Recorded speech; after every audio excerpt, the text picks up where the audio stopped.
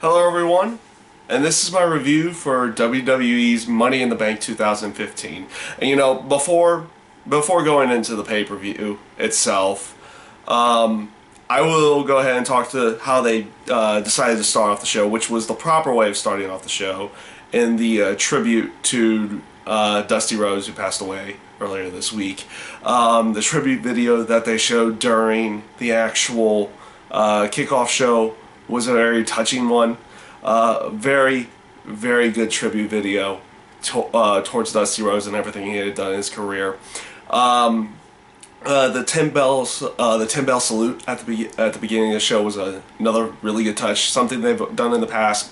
Glad that they did it here. Had everybody out there for it. It was a very. I'll put it like this. I've been a wrestling fan all my life, and in this sense, I'm not, like, even at the age of 31, I'll go ahead and actually say my age here, I don't necessarily remember live stuff with Dusty Rhodes. I was definitely alive while he was still, doing wrestling and everything in that sense. But I never got to really remember seeing him live. I actually had to go back and watch all of his old stuff. But anytime that I got to watch any of that stuff, he always did captivate with his promos and how he was really good at setting up and getting people engaged with his promos, and it got them behind him going into his matches. And that was the great thing about how Dusty Rhodes was. He was a great entertainer in everything he could do. And he brought that they were saying it throughout the night. He brought the gift of gab. He could cut the promos. He could do everything to get you behind him in every way, shape, or form. So I may not remember him and watching him live all that much. Later on, areas where he did some of his legend stuff and everything, where he would show up, I got to see things like that. But the aspect of what he had done during his wrestling career as an actual performer in the ring, and what he has done leading up to now, when he's working with the younger talent and everything like that down in NXT, he had done so much for the industry. And the fact that they went ahead and they did this great tribute video, and then showing their respects in every way that they possibly could, was just a really nice way of starting off the show. And in all senses of everything, the right way of doing it. So I just kind of had to get that one out there, because obviously, like I said, as a wrestling fan, that was as a wrestling fan, that was kind of a sad. It was a sad day for the industry and for what we've watched. And you do, even with it all being scripted and just being television, you still, when you've spent so much time watching something like that, you do still get a little bit emotionally attached to some things in there. So when someone does pass away, it is very saddening in that case. And a lot of people and fans themselves definitely were saddened by the death of Dusty Rhodes earlier this week. I was too, personally. And that's pretty much all I got for that one. It's hard to truly find the words for everything that you need to say here, but all I can truly say: great way of starting off the show, great tribute video, and glad to see them use the 10 bell salute at the beginning of the show. Now, as for the show itself, let's get on to the show and the Money in the Bank pay-per-view. They started off the night with the Money in the Bank ladder match. Okay ladder match. Actually, not as many high spots as you would think there would be. Typically when you have like these multi-person ladder matches, you have tons and tons of high spots in there. You had a couple of relatively good high spots. I like the stuff with New Day in there, coming out and trying to help Kofi Kingston win, and then them being thwarted in that sense. Roman Reigns with the both the power bombs onto the ladder was a nice little touch to everything as well. It was very. There I go, saying I shouldn't really be doing that. And there I go again. So refocus. The whole aspect of Bray Wyatt, interfering in the match was kind of surprising. I know they had this little bit of work with Roman Reigns and Bray Wyatt about 2 weeks ago, but it was interesting that they would have him start incorporating into a Roman Reigns type feud out of that particular program. It didn't really make any sense for it, and you haven't really been seeing many promos for that as well.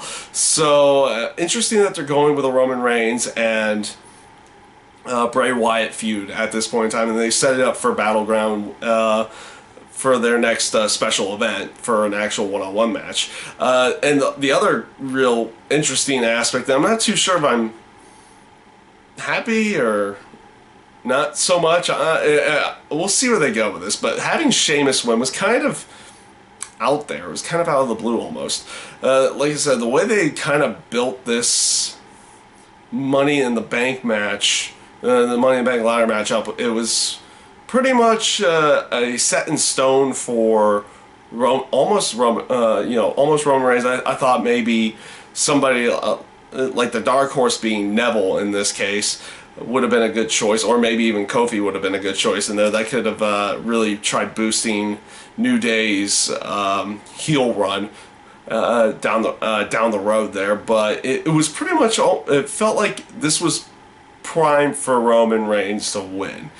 Sheamus was kind of just there. It felt like Orton was just there. Kane was obviously just there, and same with Dolph Ziggler. They had nothing really to the match. I like Dolph Ziggler's spot with Sheamus doing the zigzag off the ladder. That was a good one. But all in all, like, not everybody looked all that necessarily good, or there wasn't really that many high spots in the end. They didn't give everybody a true high spot using the ladders. Like, the ladders themselves weren't necessarily used all that well in this particular match. So it was an okay match, and like I said, it was kind of weird that they had Sheamus come out the victor in this case. But we'll see where they go with this. And where, like I said, we'll see where they go with this down the road, because this, I guess, could be a little bit interesting. I'm not too sure on that, though. Next up was the Divas title match. Relatively good match. Actually, not a bad match. They performed really well, and they played their spots pretty good in this case. I'll go off and say at the end, where's your logic in the ending to the match? Just on the whole aspect of it, how they had decided to end it. First of all, if they're going back to doing twin magic with the Bella Twins, please at least have their hair matching. I mean, seriously, they should at least make it not painfully obvious that they're truly switching, or that they're like not painfully obvious to where you can see that, okay, a switch has happened type area here. At least change the hair color to make it at least matching again. The spot with Paige pinning Brie instead of Nikki, and then they continue on the match. This is one of those few times you would have to actually agree with the commentators, since Brie interfered and interjected herself into the match and was actually going to get the pinfall initially. That would cause the disqualification. And that's where the failed logic was in the match, that the match continued. So, I mean, it is what it is, and it's probably just a way to try to end this program, and maybe someone else goes and works a program with Nikki Bella at this point, because more than likely they'll be having Paige focus in more on the tough enough stuff instead of being on programming for the time being. So we'll see where they decide to go with that, but relatively good match, poor finish, par for the course for Divas matches as of late. So up next was the Ryback versus Big Show match, and Miz comes out on commentary, and I mean, they do a good job of setting up a triple threat down the road, and they were kind of setting it up to begin with having Big Show actually knock out Miz a few weeks ago. So they were kind of setting up for a triple threat match down the road. I like that. I like the aspect that they did the one-on-one to kind of set it up. I wish they would have done this more on a Raw than on one of their specials or pay-per-views, or however you want to call them now. But beforehand, the match with Ryback and Big Show was relatively good. I mean, Big Show always has put on a relatively decent match, especially for a big guy. And Ryback's been relatively good in the ring as well, and well on the mic to go along with it. Just a bit disappointing that they decided to go with a DQ finish, but like I said, probably sets up for a triple threat down the road. Could be interesting, could be fun to watch. More than likely it's not, but we'll see where they go with that down the road here. So next up was Cena. John Cena, or I'll just call him Cena in this case. Cena versus Owens, the rematch from, of course, Elimination Chamber. And, okay, this is where things kind of picked up on the pay-per-view. Actually, not kind of, they did. It was a really, really, really, really, really good match. And I like the aspect, I like the whole aspect of throughout the entire match, you see Cena just continually getting more and more frustrated, almost like he's kind of busting out a different side of him, or a heel side of him in some way. I like the different emotions he was throwing off throughout the entire match, and then it's like him busting out different moves throughout the match, things he usually doesn't do, and and then of course, you know, Owens basically keeping himself in the fight and at all times, countering a lot of the stuff that Cena was trying to do as well, keeping himself on the offense. These two work really, really well together. And this was a fun, enjoyable match, beginning to end, and then after the match as well. This was proper way of doing it to keep the heat on. They give a reason for a third match by one Cena winning, so you get a third match out of that. So you have them 1-1 now, and you give even more personal. Keep it even more personal, because the aspect that after the match, Cena was trying to show respect to Kevin Owens, shaking his hand, raising his hand, and then Owens disrespects him, kicks him outside the ring, and power bombs him on the apron. Like I said, I liked where they went with this. It sets up for a third match. You keep the heat on Owens, even though he loses in this case, and this match was booked really well.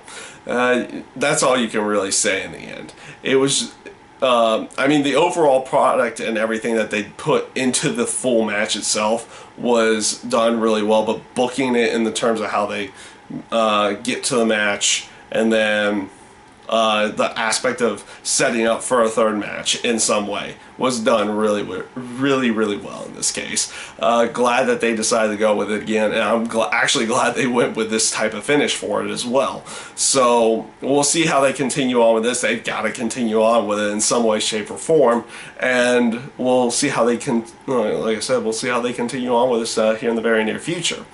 So this brings up the New Day and the Primetime Players for the tag team titles. Relatively good match. Not too much setup has been going on through this. They kind of set a few things up at the Elimination Chamber for this potential feud. Interesting to see that they decided to change the tag team titles at this point in time. I didn't really feel like New Day was fully there on the terms of at a point that they should possibly be losing the tag titles, but obviously they're going to keep a feud going between the two of them, so they'll be working together for at least a little bit. But like I said, interesting to see that they would change the tag team titles to the Primetime Players in this case. It did not feel like they were necessarily built up for that potential win. Maybe down the road, yes, but not at this point. I feel like they jumped the gun a little early with this. The match, relatively good. All those guys have actually worked really good matches in the past, and that was at least a decent one to watch again here. So this brings me to the main event, which was Seth Rollins and Dean Ambrose for the WWE title inside of a ladder match, and this was a good ladder match.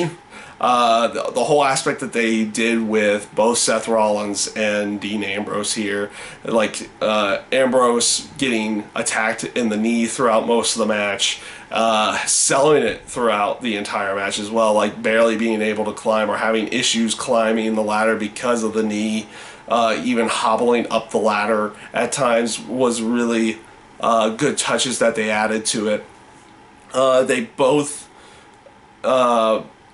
threw out there, like, the whole aspect was that this was a very personal feud, and they showed that throughout the entire match, where both of them were doing everything in their power to try to keep the other one down, but also maybe going a little bit further with it as well, to make it feel like it was supposed to be like a personal aspect. I liked how we'll just skip to the end. We'll skip to the end because you had tons of table spots, and you also had you had table spots in there. Obviously, a bunch of ladder spots in there.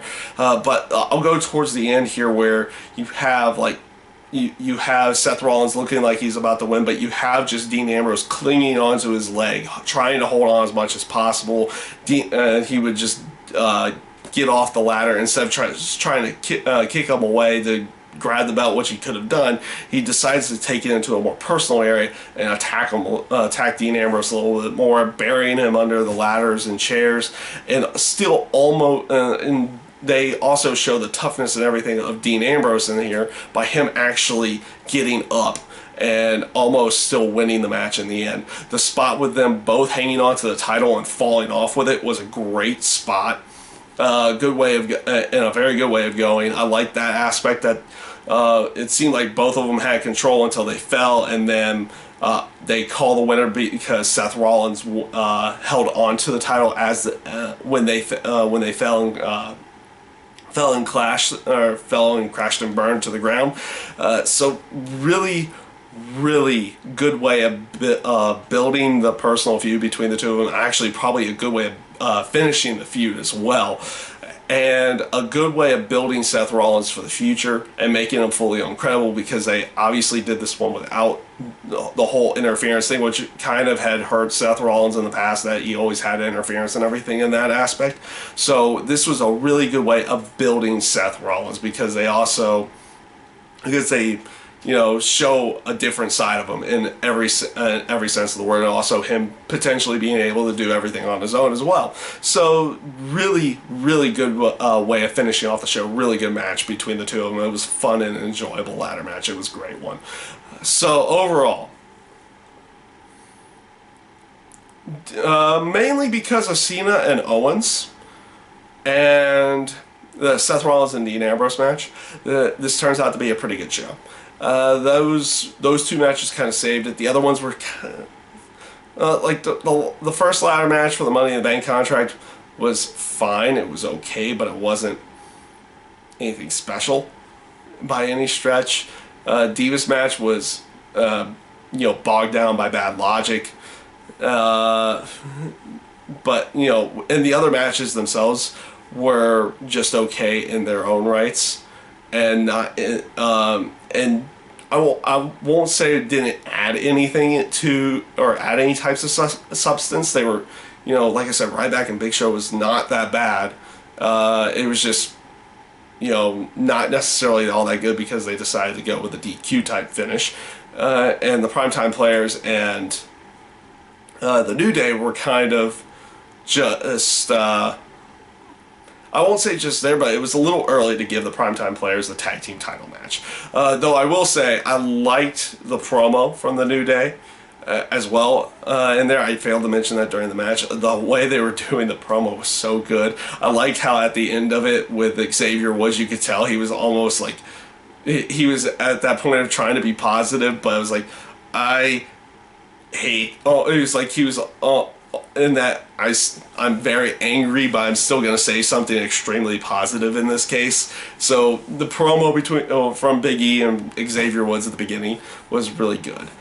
The match itself was okay. Like I said, I felt like they jumped the gun. So pretty much the main aspect of this show that makes it a pretty good show was the Cena Owens match and how they finished the match and how they did everything with Dean Ambrose and Seth Rollins. So that's basically all I've got for this one.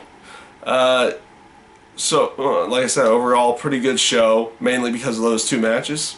And that's my review for the Money in the Bank pay-per-view. And I thank you guys for watching.